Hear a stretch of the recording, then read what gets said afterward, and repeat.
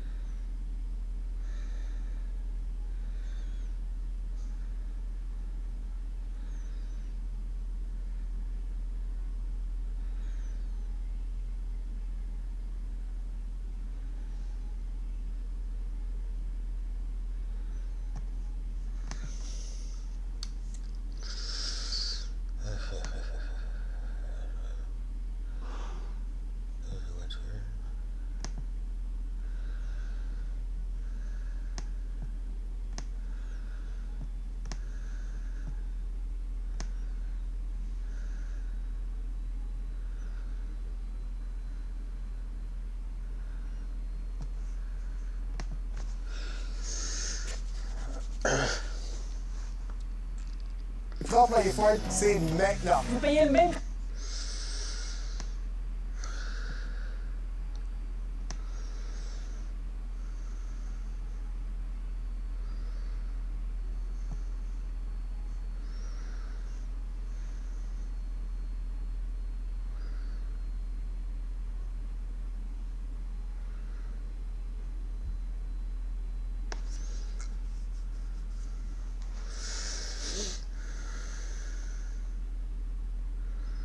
Lors d'une récente manifestation pro-palestinienne au centre-ville de Montréal, vous avez obtenu des vidéos et des réactions. Là. Je monte ça à l'écran tout de suite, Philippe Vincent. C'était dimanche dernier, vers 16h, le boulevard Saint-Laurent, dans le quartier chinois. Oui, c'est une manifestation pro-palestinienne. Tu as deux individus, un homme et une femme, assez jeunes, qui se présentent là devant. Et là, on va multiplier comme ça les saluts nazis. J'ai volontairement masqué leur visage, Philippe Vincent, parce que j'ignore pour l'instant s'il s'agit de mineurs qui ont fait les saluts nazis. Je suis en train de valider ces informations-là. Puis ensuite, le jeune homme, avant de faire le salut nazi, va sortir de son sac à dos un chandail noir, va le mettre, et sur le chandail, il y a une arme, un fusil d'assaut de type AK-47. Ça a inquiété également les manifestants présents dimanche dernier. Ils ont fini par quitter les lieux à la demande, évidemment, des manifestants qui étaient présents. Les manifestants ont même prévenu la police là, qu'ils voyaient des gestes haineux de la sorte. Et il y a Fadi Daher, qui est l'un des membres de la sécurité bénévole dans le cadre des manifestations pro-palestiniennes, qui est allé déposer une plainte hier auprès des policiers du SPVM. Vous allez entendre sa réaction. Finalement, c'est là qu'est sorti un hoodies. Puis ce hoodies-là était vraiment menaçant avec ce qui était marqué dessus. Ce qui était écrit sur son chandail. C'était marqué une affaire de murder mass. Puis il y avait plusieurs pays comme quoi qui voulaient éliminer complètement sur le chandail qui était marqué. Puis c'était marqué en bas to be continued. Puis il y avait une mitraillette, un AK-47 en haut complètement du chandail pour identifier que c'était une tuerie qu'il voulait faire. Puis c'est là, après ça, dès qu'il a mis son chandail, il a pris confiance en lui, puis c'est là qu'il a commencé à faire des saluts nazis. Puis ça n'avait pas sa place ici, surtout, là, puis ça n'avait pas sa place partout dans le monde, justement. Là. C'est comme si tu soutenais Hitler, entre parenthèses. Là. Alors, à Adi derrière souhaite que les policiers retracent ces deux jeunes personnes. Est-ce qu'il y a matière à déposer des accusations? Ça reste à voir, mais cela dit, ça me fait penser étrangement, Philippe Vincent, à l'ex-franchisé de Second Cup. Tu te souviens de cette affaire en novembre 2024? Cette femme qui s'appelle May Abdouladi avait fait un salut nazi, mais cette fois devant des manifestants qui appuyaient Israël. Elle a rapidement été interceptée parce que, bon, elle avait tenu aussi des propos menaçants où elle disait que la solution finale s'en venait. Elle fait face en passant à des accusations d'avoir proféré des menaces de mort. Elle revient en cours au mois d'octobre. Voilà pour cette affaire. Dossier qu'on va suivre dans les prochaines semaines. Merci Yves.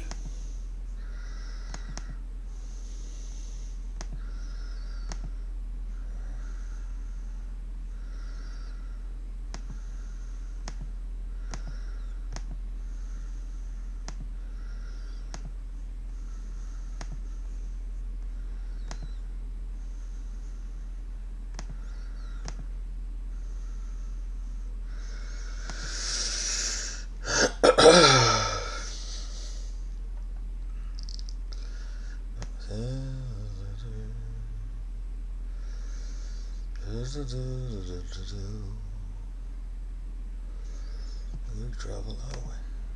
We travel. We travel. Ah bon.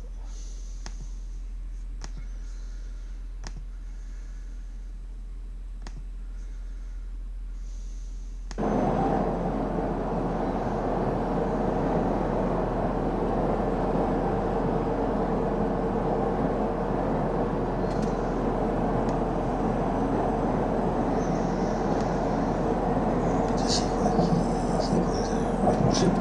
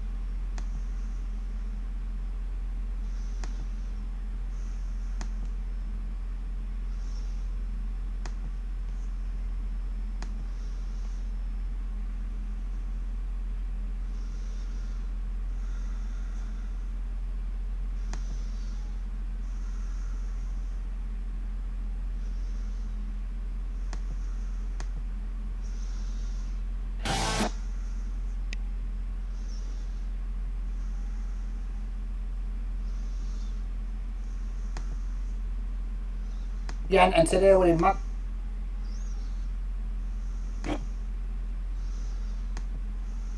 for the longest I've ever taken to get fish and chips in my life.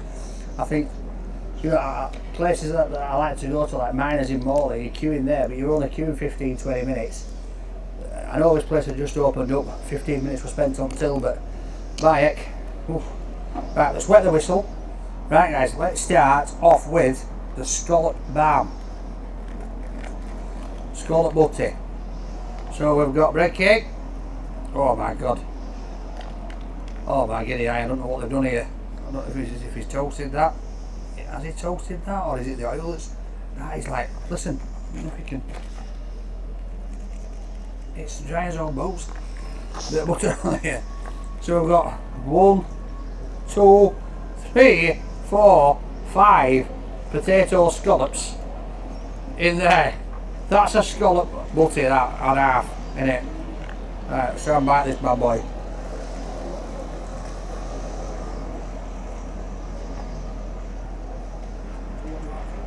That bread cake is the driest thing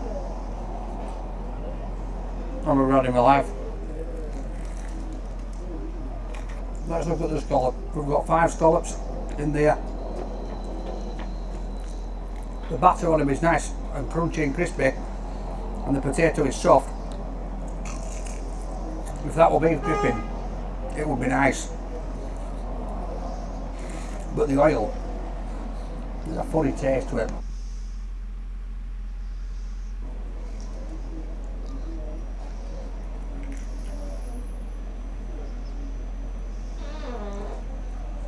They're a little bit longer cooking then. You see how they're too watery. They're not mushed up enough because they've not been cooked long enough. They're a little bit, some of them are a little bit hard in there. You can feel it with the fork, and that's why they're so watery. Let's go in for the curry. So it looks a nice thick, consistent.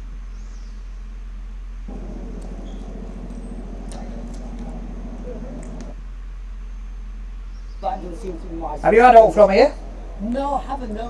It's a place I've yet to try. Yeah. I'll pop in one of these days. Make sure you've got plenty of time. I'll look at your video and see all the reviews and see Yeah. your expert review. Thank you. Cheers, mate. So that batter there, look, is very, it's stodgy.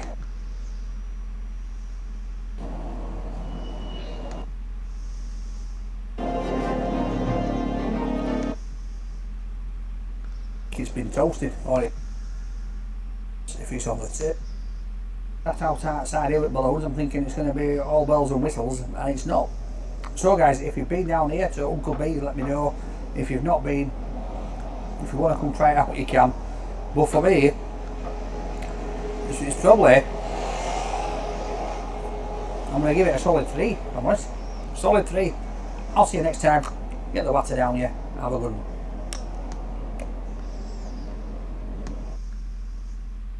Gaza. Why is the U.S. Well, not all of them, and you have to understand, I'm the one that got all of the hostages out. You got a lot of people out. If it wasn't for me, they wouldn't be out. I worked with BB and I worked with Steve Whitcup, but if it wasn't for me, you would have all these hostages would most likely be dead right now, every one of them. So they all come up here, they all come in groups of 10, 12, 13, and many of them, and I've gotten to know a lot of them, they're great people. What they had to go through is incredible. But so now they have 20, but the 20 is actually probably not 20 because a couple maybe aren't around any longer. It's a terrible thing. No, I don't like anymore. I said, you know, when you get down to 20, they're not going to make deals anymore. And they didn't. And then I put out a statement, as you know, there was a tough statement, go in and get them. And they said, we'll give you 10, we'll give you 10. I don't know what Israel's doing, but they were willing now immediately to give us another 10. The situation has to end. It's extortion and it has to end. And we'll see what happens. I actually think they're safer in many ways if you went in and you really went in fast and you did it. And people can't forget October 7th, remember that. I'm friendly with all groups. I won the Arab vote in Michigan. I did so great with the Arab vote, remember? I started off at 0, I ended up winning. I wouldn't say the candidate was the greatest, but I would have won against anybody. They're great people. But we have to do things properly. And you know, I'm very proud to say I got the hostages out. You have hundreds of people that are living now because of me. And now we have that final little group of people. And Hamas knows that if they give them, that's probably the end of their lives. So it's not easy to get. And I know if you're a parent, you just don't care. You want, I want my baby back. They want their babies back. They want their kids back. And I understand it. But I got them out and did a good job. And we're doing everything we can to get the hostages out. Thank you all very much. Yes? So Jackson Hole, Jay Powell today said, he suggested that they might cut interest rates, but they have to proceed. Well, we call him too late for a reason. He should have cut him a year ago. He's too late. We have a stock market that's up 1,000 points today. I better be careful because I go out there and I see it's down 1,000, right? But it's up 1,000 points when I came in here. We have a country that the market's the hottest it's ever been. The country's better than it's ever been. We have a military that I rebuilt largely in my first term. We had a great, successful first term, but this is going to be even better. But we rebuilt it. We gave a lot of it away to Afghanistan, but relatively small compared to the overall. But I think it was the most embarrassing day and period in the history of our country that they allowed those 13 wonderful people, but it's really hundreds of people were killed. And they don't talk about the 48 that were so severely wounded with no legs, no arms, nobody ever mentions them except me. But that was the worst day, the most, it just showed how incompetent. Frankly, if that didn't happen, I really believe that you might not have had the problem with Russia. I think Putin was sitting there watching these stupid people running our country and said, this is a time to invade. That's, this is a time. And then Biden made the statement, well, he can do a small incursion. When he said that, it was off to the races, right? When he said he can do a small incursion, remember that? I was surprised he knew the word incursion. I didn't think he had that good of a vocabulary. I want to thank everybody. It's very important to me and to everybody up here, the World Cup. And Johnny has been so incredible. I mean, he's really a great leader. I mean, to think, I said, Johnny, do it by phone. You don't have to come. No, he said, I'll come. And he flew all night long to be here and listen to this about how great we're doing in D.C. But he's a fantastic leader, and this will be your most successful World Cup ever. Thank you, Jim. Thank you. America will win. Yeah, can we win it, Mr. President? I don't know. That's